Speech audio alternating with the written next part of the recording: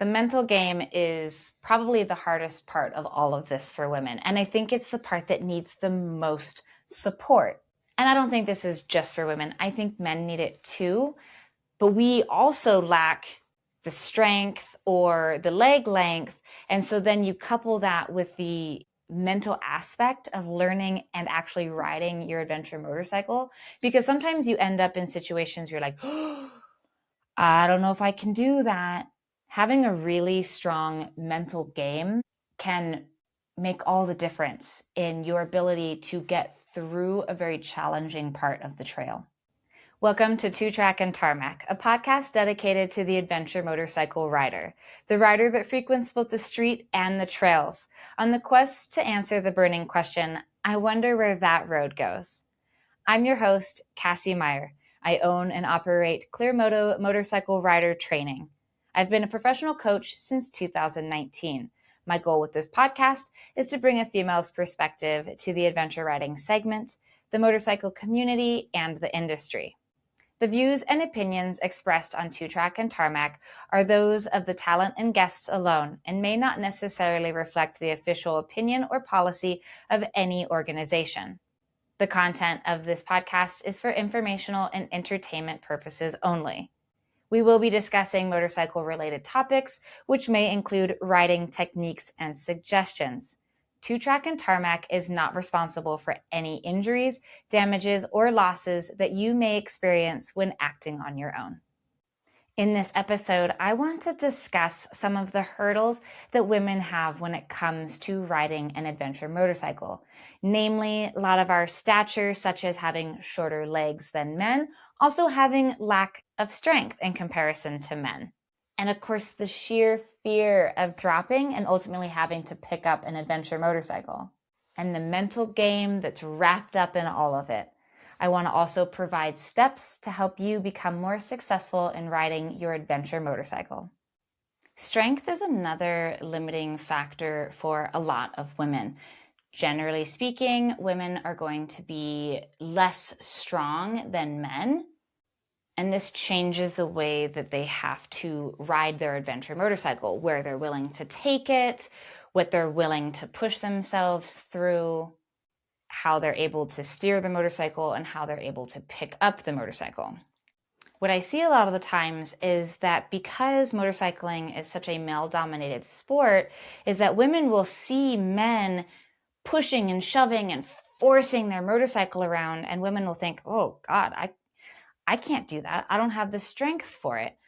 Well, the thing is that you don't generally need to have that kind of strength to be able to steer and maneuver your motorcycle. In fact, a lot of the times when I get the opportunity to teach men that do shove and push and force their motorcycle how to ride with more softness, they find out just how easy it is and much more preferred to ride their motorcycle like that. Women have to learn how to ride like that because it's just too much for us to be pushing and pulling. We have more strength in our lower half than we do our upper half. That's usually the opposite for men. So when it comes to steering a motorcycle, women have to learn how to ask the motorcycle to move. We treat it more like a dance partner than anything else. It ends up being a much more elegant way to ride, and it conserves energy, which of course gives us more energy to go for longer rides, which of course can give us essentially more stamina throughout the day. However, I do think it's really important to consider going to the gym. I don't think it's ever a bad thing for anybody to increase their strength, their mobility, and their flexibility, because all of those things are going to reduce the opportunity for your body to get injured. I think a really important reason why women ride adventure motorcycles differently, above having short legs and above maybe having a lack of strength, is just the sheer fear of dropping the motorcycle, which ultimately means that you have to lift the motorcycle. There can be a lot of fear of injury, fear of embarrassment, fear of just what happens if I truly cannot pick up this motorcycle. I've been in all of those situations. I have injured myself. I have embarrassed myself. And I've been in moments where I cannot pick up the motorcycle. Every drop is going to be slightly different. The harder you ride, usually the more challenging it can become to lift those motorcycles. What I want to encourage here is practice. I want you to practice lifting your motorcycle. Just like any other skill, you need to know where your limitations are. So that way you can then make adjustments. Maybe you do need to get into the gym and build up some strength to support that technique. Or you find out, yeah, I do need some bike lift aids, such as a bike jack or straps.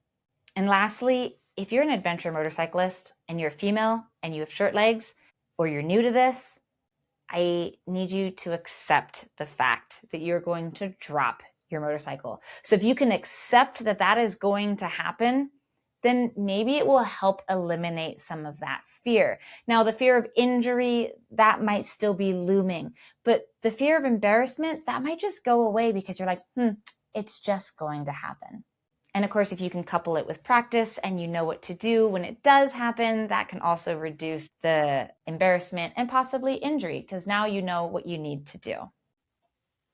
So what are you going to do to help yourself be successful? What are going to be some of the steps that you're going to take so that you can feel confident, even if you have short legs, even if you have a lack of strength, even if you fear dropping and picking up your motorcycle?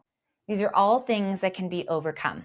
But I want you to start by asking yourself a very honest and curious question.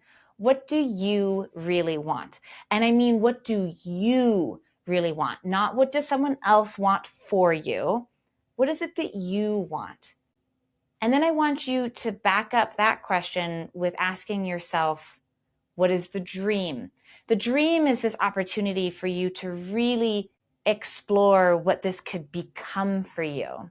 When you have a good answer for both of those, I want you to bring them together so that you can figure out what the reality is. I think it's beautiful to have some honesty as well as the magic of having the dream so that you can form a reality that can become true. But it starts by being very honest with yourself and being curious about yourself and making sure that you're not being overly influenced by outside sources. I've seen this happen a lot, especially in coupled pairs. What happens is that one partner really wants the woman to ride the same type of motorcycle that they ride the same kind of trails or roads that they ride, because they want her to be a part of their motorcycling experience. And it doesn't always work out that way. I have seen it before where couples have spent a lot of money in changing up motorcycles, in buying motorcycles, and getting a different motorcycle, and ultimately finding out that she never really wanted to ride in the first place. So it's important for you to really understand yourself and figure out, is this what you want for you? If it is, let's dive into what you need to work on when it comes to the mental game, because riding a motorcycle and learning to ride a motorcycle is a mental game. The mental game is probably the hardest part of all of this for women. And I think it's the part that needs the most support. And I don't think this is just for women. I think men need it too.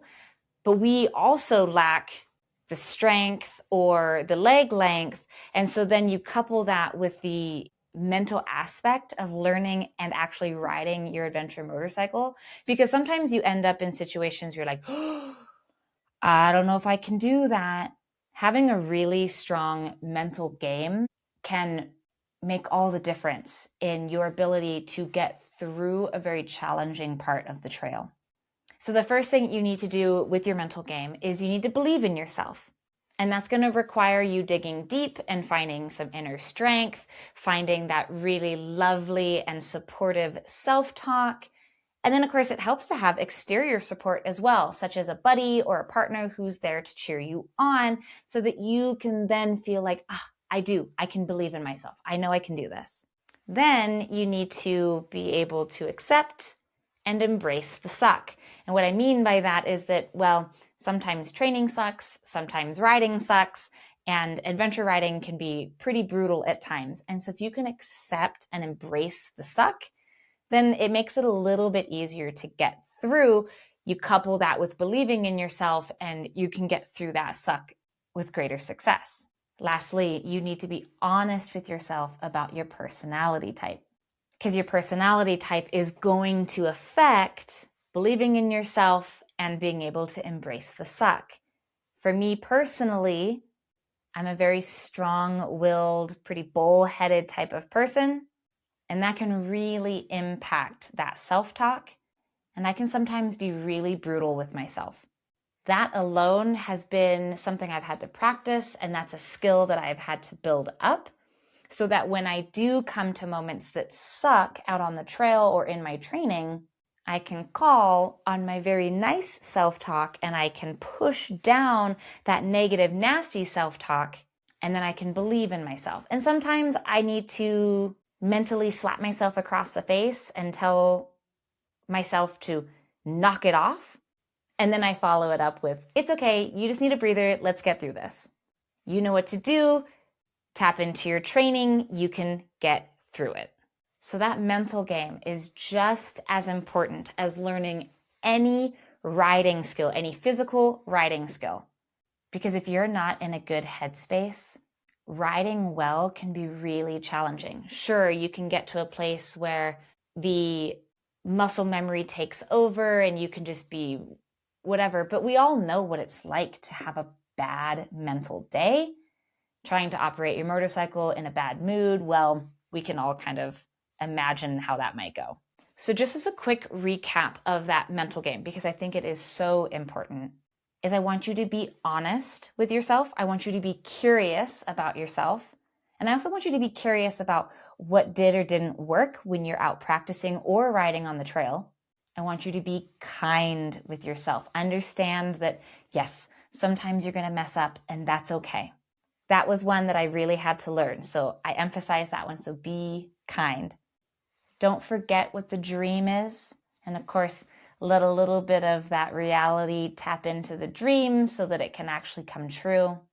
Make sure that you're surrounding yourself with support, either from yourself or I think external support is really nice.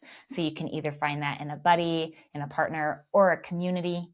And then lastly, have the flexibility for change because things are going to change. The weather can change and that can change the riding environment.